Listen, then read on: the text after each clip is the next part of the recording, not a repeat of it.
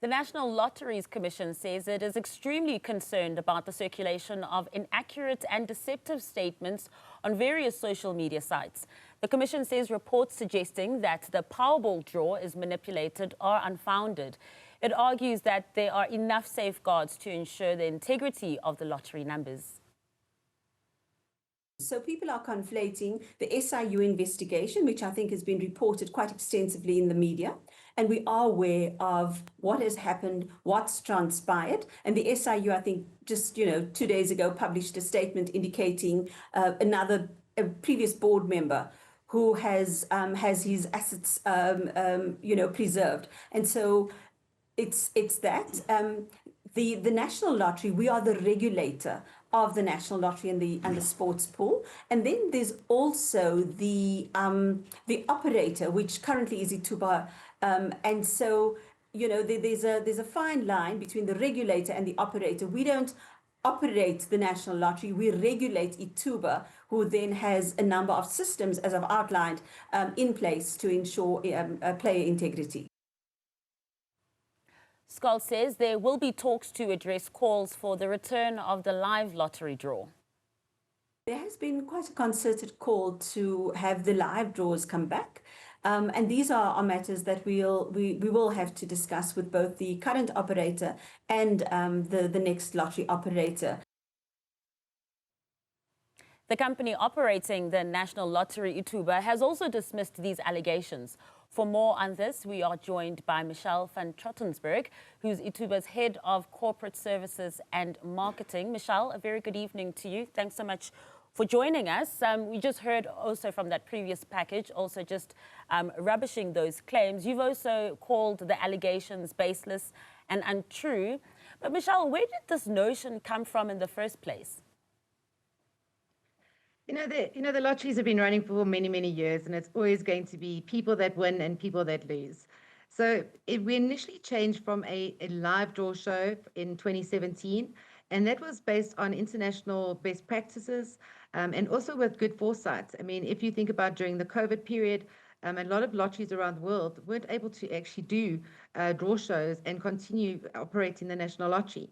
And because we had a digital draw show, which I must just reconfirm is got many safeguards in place, it is safer than using a ball machine because there's no human intervention. We were able to continue running the National Lottery, offering the draws throughout the COVID period. And speaking about the no human intervention as well, or interaction as well, in some of those safeguarding mechanisms, maybe if you could just explain to our viewers how it actually works.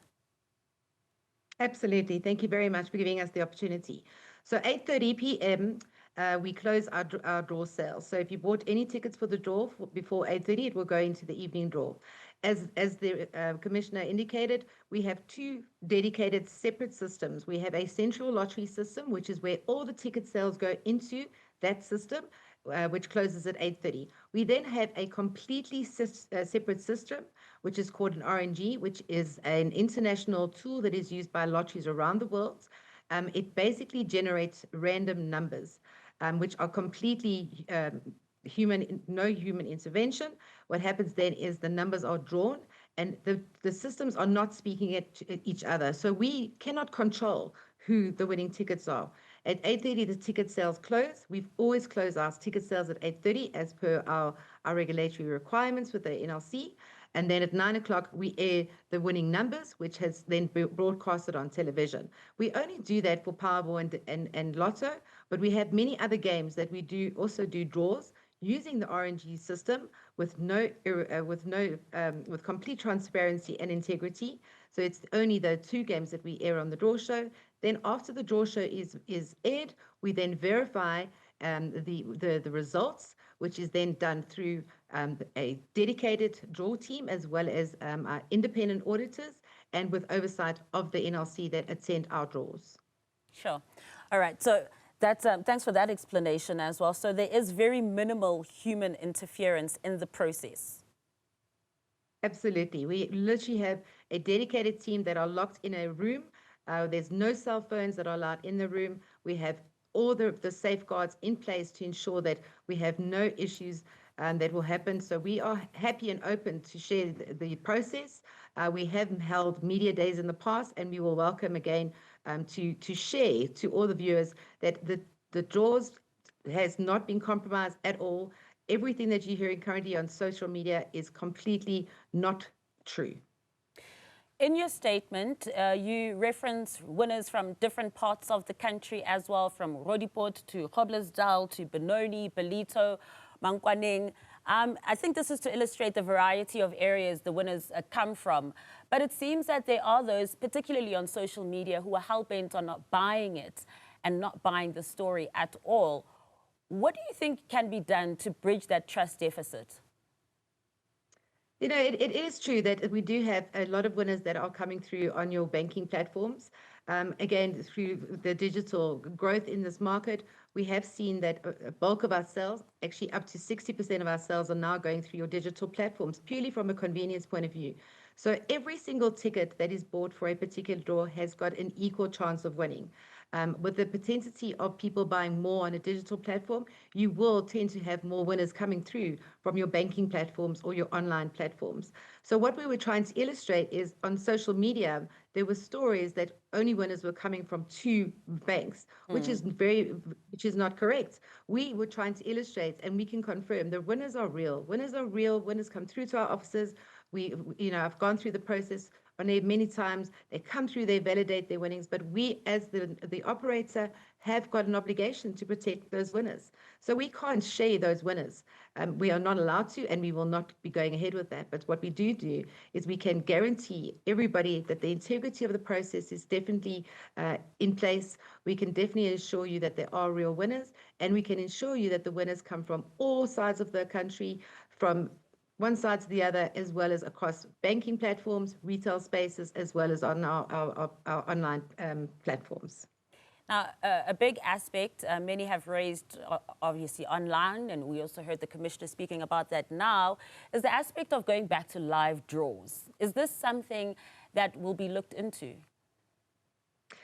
From our points of view, absolutely not. Maybe with the next operation for the 4th license, but we have definitely proven that that's the RNG process, and through the digital draw show, that we are able to offer a very efficient, a very safeguarded system of results to get the results out to the participants. We've been able to show efficiencies and also, as I mentioned earlier, minimal human intervention. So if anything, it's actually safer to use the RNG system. As I mentioned earlier, there's many gambling and betting houses out there that use RNG with no draw shows. However, people are buying those tickets. So we are very transparent with our process. We are happy to share the process, and we can guarantee you that everything is absolutely above board. And the ball machines, they break. They do need to be maintained all the time. We've had cases where the ball machine didn't work on a live draw show. So again, there was an opportunity for us to improve from a technology point of view, and it has been implemented in other places around the world. And while you have improved, Michelle, in using state-of-the-art technology as well, that is best practice globally, there does still seem, as I'm saying, about the trust deficit. If the live draw is going to alleviate some of that, the anxiety that, some of your consumers are going through, wouldn't that be something to at least look into? I know you said no, but considering that people aren't necessarily buying that this is a safeguarded system. Absolutely.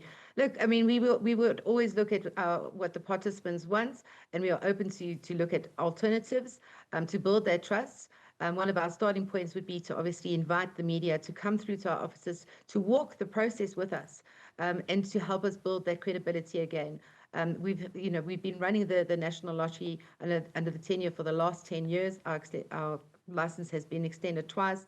So we've been very, very successful in delivering a system and an operation that is of world-class quality. Michelle, thank you so much for your time and helping to clarify some of these issues that have been doing the rounds online.